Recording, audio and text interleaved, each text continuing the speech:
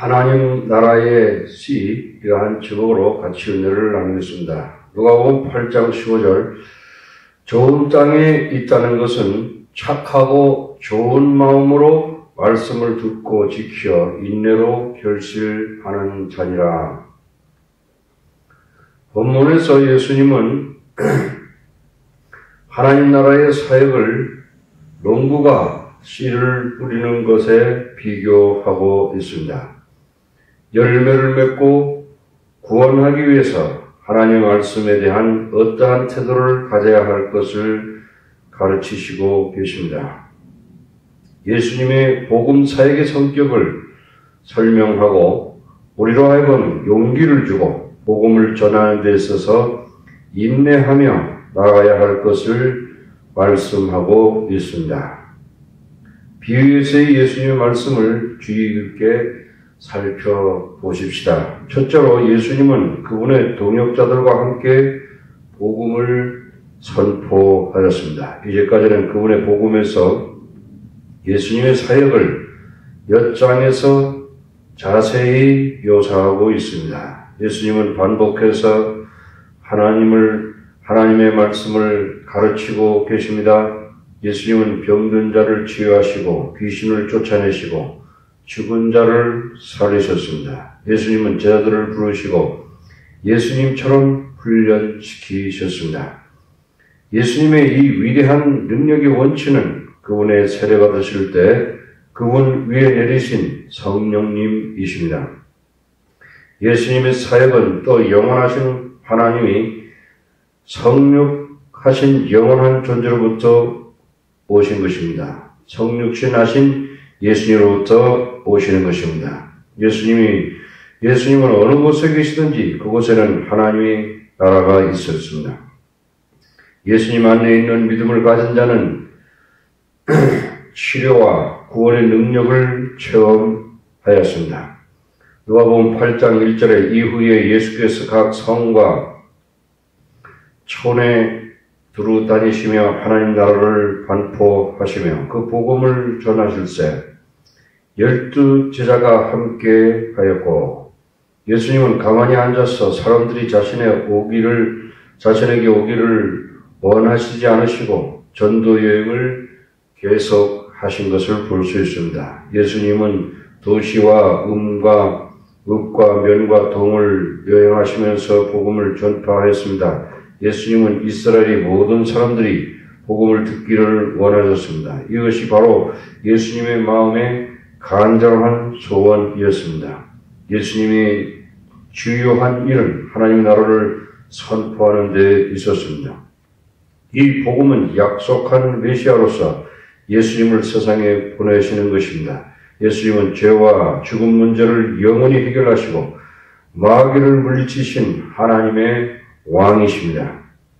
예수님을 영접한 자는 하나님을 마음에 모신 자이며 예수님은 사랑과 평안과 영원한 생명으로 우리의 마음을 다스리십니다. 이것은 누구에게나 가장 귀하고 좋은 소식입니다. 예수님의 다스림이 영향은 몇몇 사람에게만 제한되지 않습니다. 하나님이 기름 부으신 왕은 세상의 모든 악을 소멸하시며 하나님의 의로운 통치를 모든 사람에게 확장시켜 주십니다. 예수님은 창조주와 절대 주권적인 통치자로서 하나님의 영광과 인류의 낙원을 회복하실 것입니다. 이것은 하나님께는 영광이 되고 사람에게는 큰 기쁨의 좋은 소식이 되는 것입니다. 예수님은 절대 주권적인 왕으로서 복음을 전파하셨습니다. 왕이신 예수님이 한 마을에 들어가시면 축복과 평안과 승리와 하나님의 임재의 축복을 가져오는 것입니다. 세상에는 하나님의 종들이 하나님의 영광을 드러내는 일들이 많이 있습니다. 그러나 예수님의 사역의 초점은 복음을 전파하는 데 있었습니다. 우리의 사역도 복음을 전파하는 데 있어야 할 것입니다. 우리는 해야 할 일들이 많이 있습니다. 그러나 복음을 전하는 것이 가장 우선적이 되어야 할 것입니다. 누가복음 8장 2절로 3절에 또한 악귀를 쫓아내심과 병 고침을 받은 어떤 여자들 곧 7 귀신이 나간 자 막달라인 인이라 하는 마리아와 또 헤롯의 정청지기 구사의 아내 요한나와 또 수산나와 다른 여자가 함께하여 자기들의 소유로 저희들을 섬기더라. 여기서 누가는 많은 여인들이 예수님의 사역에 동참하고 있음을 언급하고 있습니다. 어떤 여인들은 이름을 언급하고 있습니다. 요한나, 수산나, 막달라, 마리아 등입니다. 이 여인들은 예수님의 은혜를 입은 사람들입니다. 마리아는 7 귀신 들렸던 자입니다. 귀신들은 그녀를 욕정과 질투와 우울증과 죄책과 정죄로 괴롭혔습니다.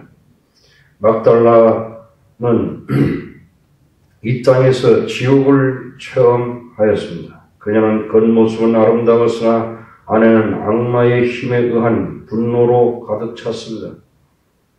그래서 친구가 없었습니다. 그러나 예수님은 그녀를 사랑했고 이해했습니다. 예수님은 그녀에게 귀신을 쫓아주셨고 자유롭게 하셨습니다. 예수님은 그녀로 하여금 말씀에 의해서 살고 승리를 가지고 살 수 있도록 하셨습니다. 예수님은 그녀에게 평안과 희망과 사랑을 주셨습니다. 막달라는 예수님을 사랑했고 기쁨으로 섬겼습니다. 그녀의 연약한 손으로 음식을 만들어서 예수님과 제자들을 섬겼고 바느질과 소재하는 일을 하였습니다. 그러나 막달라는 마음속에 한없는 기쁨과 평안과 사랑으로 행복했습니다. 막달라와 다른 여자들은 예수님과 제자들을 자신이 할 수 있는 일로 섬기셨습니다. 이 여자들은 예수님의 제자들이기도 했습니다. 어떤 때는 남자들보다 더 일을 많이 했습니다. 예수님은 이 여자들의 희생적인 삶과 봉사를 그분의 사역의 헌신으로 받으셨습니다. 누가는 이 누가복음서를 쓸 당시에 여자들을 무시하는 경향이 있었습니다. 그러나 누가복음의 저자인 누가는 이 여인들이 예수님의 사역에 매우 귀하게 쓰임을 받았기에 언급하고 있는 것입니다. 오늘날도 교회에서 여인들은 매우 중요한 하나님의 동역자들입니다. 두 번째로 예수님은 비유를 통해서 군중에 가르치셨습니다. 누가복음 8장 4절에 각 동네 사람들이 예수께로 나와 큰 무리를 이루니 예수께서 비유로 말씀하시되 예수님은 군중들에게 어떻게 말씀하셨습니까? 예수님은 군중들에게 정치 계획이나 경제학이나 이스라엘 독립에 대해서 말씀하시지 않으셨습니다. 예수님은 비유로 말씀하셨습니다. 비유는 하나님의 나라에 관한 진리를 알려져 있고 이해할 수 있는 것들로 일상생활에서 설명되어 줄 수 있는 스토리들입니다. 당시 농경사회에서 예수님은 씨 뿌리는 비유로 말씀하셨습니다.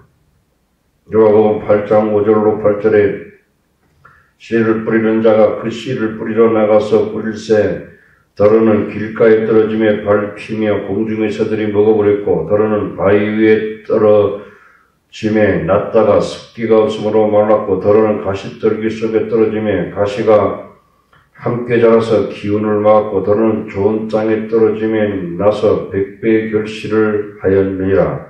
이 말씀을 하시고 외치시되 들을 귀 있는 자는 들을지어다. 우리는 많은 사람들이 원근 각처에서 와서 예수님이 무슨 말씀을 하시나 하고 들었던 걸로 추측해 볼 수 있습니다. 다행히도 예수님의 제자들은 비유의 뜻을 물어보았습니다. 예수님은 서로 이해할 수 있도록 대화식으로 말씀하셨습니다. 예수님은 그분의 제자들로 하여금 성장하기 위해서 좋은 질문을 하기를 원하고 계십니다. 위험하게 보이는 것은 우리가 성경 지식이 부족하기 때문인 것입니다. 예수님은 질문을 하라고 말씀하십니다. 성경을 공부를 잘하는 학생은 질문하는 학생입니다. 마태복음 7장 7절에 구하라 그러면 너에게 주실 것이요 찾으라 그러면 찾을 것이요 문을 두드리라 그러면 너에게 열릴 것이니 믿음으로 담대하게 예수님께 우리는 항상 우리의 의문점들을 질문해야 합니다. 그러면 주님께서는 답을 우리에게 주실 것입니다. 예수님은 답변을 하시기 전에 왜 비유로 말씀하시는지를 알려주시는 것입니다. 누가복음 8장 10절에 가라사대 하나님 나라의 비밀을 아는 것이 너희에게는 허락되었으나 다른 사람에게는 비유로 하라니 이는 저희로 보아도 보지 못하고 들어도 깨닫지 못하게 하려 함이니라. 여기서 예수님은 이사야 선지자를 인용하여 말씀하고 있습니다. 첫째, 예수님은 저들에게 하나님 나라의 비밀을 드러내시고 말씀하고 계십니다. 타락한 사람들에게 하나님의 나라는 크나큰 비밀인 것입니다.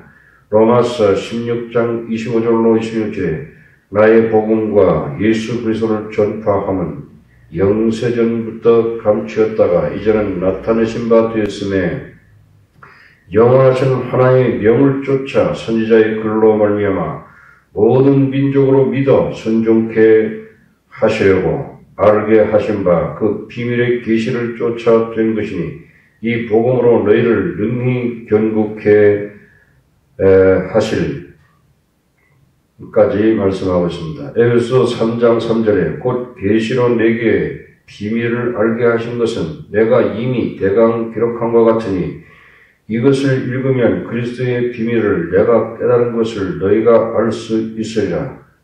이제 그의 거룩한 사도들과 선지자들에게 성령으로 나타내신 것 같이 다른 세대에서는 사람들이 아들들에게 알게 하지 아니하셨으니 이는 이방인들이 복음으로 말미암아 그리스도 예수 안에서 함께 후사가 되고 함께 지체가 되고 함께 약속에 참여하는 자가 됨이라. 이 신비의 비밀은 예수님의 말씀에 의한 하나님으로부터 계시를 통해서만 알려지게 된 것입니다.